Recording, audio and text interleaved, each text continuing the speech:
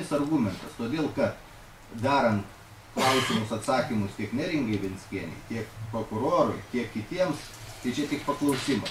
Visada, jeigu norint išnagrinėti visą esmę šito įvykio, ar kaip čia pasakyti, kaltinimų teiktų Neringai Venckienei, tai vaizdo medžiaga tai yra pagrindinis argumentas, kuriuo mes remsimės, aš taip galvoju, rašant Seimui pažymą ir rezoliuciją. Tai galbūt mes galėtume eiti toliau, galbūt yra kitokių klausimų, kaip mes dar pasitvirtinam darbotvarkiai, o ne analizuoti straipsnius. Ir tada pereitume prie antro klausimo palei darbotvarkę, tada Neringa Venckienė galėtume klausti, kas norėjo. Noriu paminėti, kad tų klausėjų nebuvo daug ir galvoju, tai neužsitęs, gerbiama teisėja. Tai va, tai gal tokia linkme einam, kolegos. Naglis Puteikis. Žiūrėkit, kolegos, aš linkęs galbūt švelninti tos savo pasiūlymus dėl to balsavimo, atsižvelgdamas į tos argumentus, kuriuos jūs sakėt. Aš noriu pasakyti gerbiamam Sabatauskui, kad aš tikrai laiko neilginu, nes aš nevilkinu. Tiesiog aš prisimenu analogišką situaciją, kada vyriausybė sprendė, ką daryti su FNTT vadovais, kurie buvo atleisti vidaus reikalų ministro.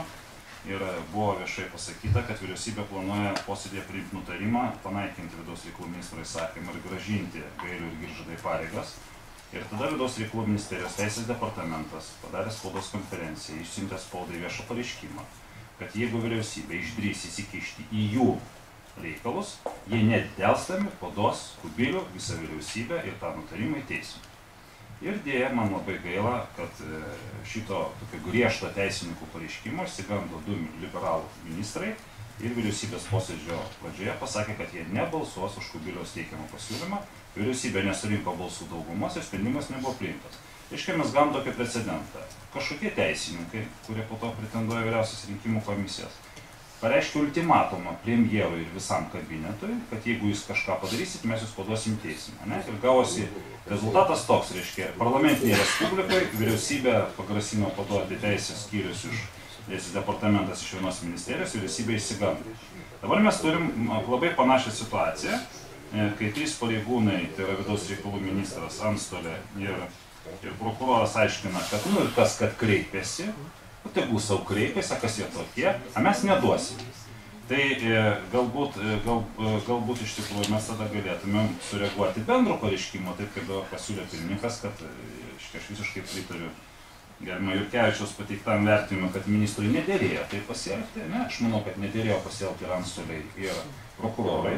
Aš galvočiau, kad galbūt tada toks kompromisinis būtų dalykas, kad mes tiesiog neleidžiame, kaip tąsyk vyriausybė leido ją užgaulioti, mes neleidžiame savęs užgaulioti ir padarom viešą pareiškimą, atsakydami vakarykštį tą pareiškimą, kad mes nesutinkame, ar mes smerkėme, ar mes manom, kad neetiška, ar kažką tokio.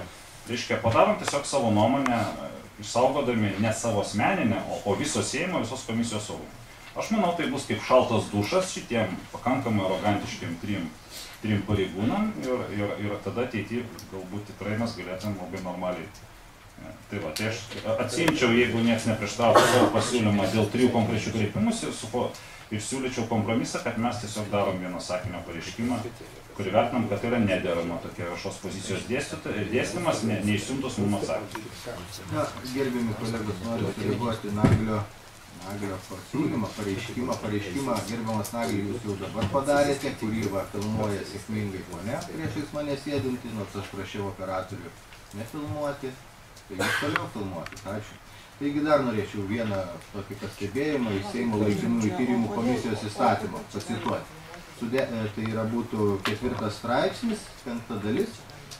Komisija suderinusi su generalinė prokuratūra, valstybės kontrolė, valstybės saugumo departamento ar ikiteisminio tyrimo įstaiga įstatymų nustatyta tvarka susipažinti su jų žinioje esančia baudžiamąja byla arba kita medžiaga dokumentais.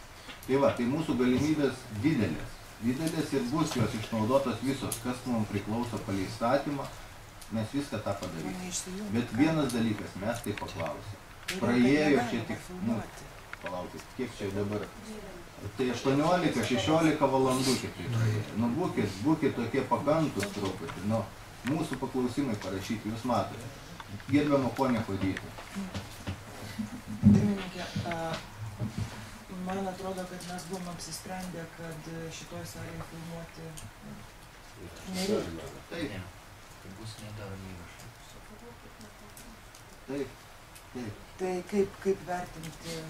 Blogai vertinti. Blogai, nekorektiškai. Tai palaukit.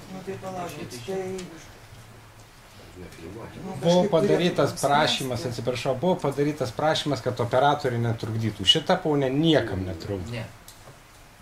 Buvo... Audio įrašas daromas bet kuriuo atveju. Posėdį buvo kolegos Naglio teikia pasiūlymas daryti video įrašus. Komisija tam nepritarė.